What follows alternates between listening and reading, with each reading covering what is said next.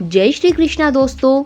देवताओं के शिल्पी विश्वकर्मा की पुत्री संज्ञा बड़ी ही रूपवती थी। उसके अन्य नाम हैं राज्ञी, दौ, त्वष्ट्री, प्रभा और सुरेणु। संज्ञा का विवाह भगवान सूर्य के साथ हुआ। संज्ञा बड़ी पतिव्रता थी, किंतु सूर्य देव मानव रूप में उसके समीप नहीं जाते थे।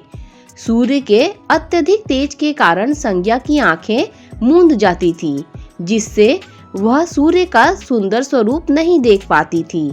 अतः संज्ञा को अच्छा नहीं लगता था।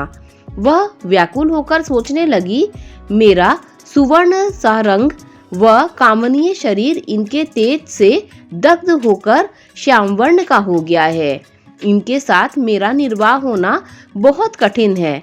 तपस्या करने से मुझ में वह शक्ति आ सकती है जिससे मैं उनके सुंदर रूप को अच्छी तरह से देख सकूं। उसी स्थिति में संज्ञा से सूर्य की 3 संतानें वैवस्वत, मनु, यम व यमी हुई, किंतु सूर्य के तेज को वह न सह सकने के कारण अपने ही रूप, आकृति तथा वर्ण वाली अपनी छाया को पति सेवा में नियुक्त कर वह अपने पिता के घर चली गई। जब पिता ने उसे पति गृह जाने के लिए कहा तो वह उत्तर कुरु, हरियाणा क्षेत्र में चली गई। अपने सतीत्व की रक्षा के लिए उसने वडवा, मन के समान गति वाली घोड़ी अश्विनी का रूप धारण कर लिया और अपनी शक्ति वृद्धि के लिए कठोर तपस्या करने लगी। सूर्य के समीप संज्ञा के रूप में उसकी छाया निवास करती थी। छाया का दूसरा नाम विक्षुभा है। उसके सभी अंग, बोल चाल, आकृति संज्ञा जैसे ही थे। इसीलिए सूर्य देव को यह रहस्य ज्ञात नहीं हो पाया। सूर्य ने भी छाया को ही अपनी पत्नी समझा और उससे उन्हें 4 संतानें सावर्णी, मनु, शनि, तप्ती और विष्टि भद्रा हुई। छाया अपनी संतानों को अधिक प्यार करती थी और वैवस्त, मनु, यम और यमी का निरंतर तिरस्कार करती रहती थी।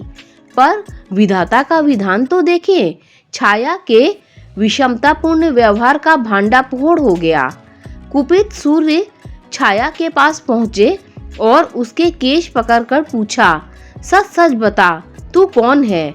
कोई भी माता अपने बच्चों के साथ ऐसा निम्न कोटि का व्यवहार नहीं कर सकती।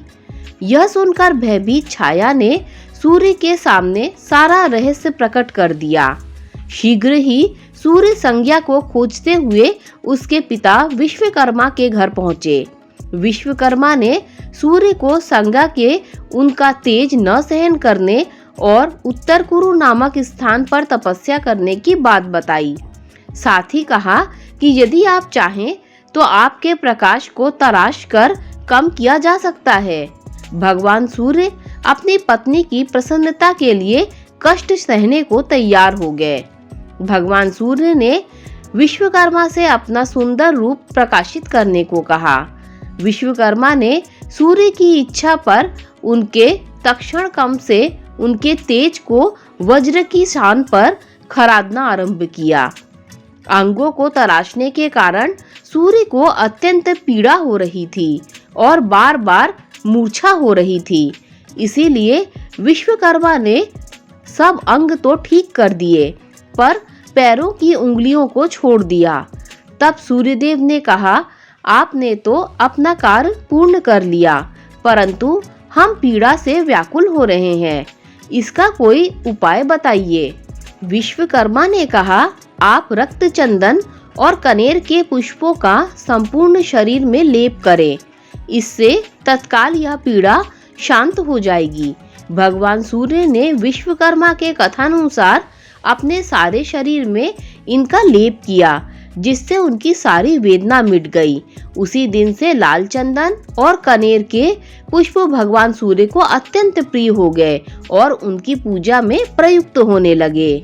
दोस्तों, अगर आपको ये वीडियो अच्छी लगी हो तो लाइक, शेयर, सब्सक्राइब कीजिए। Thanks for watching this video.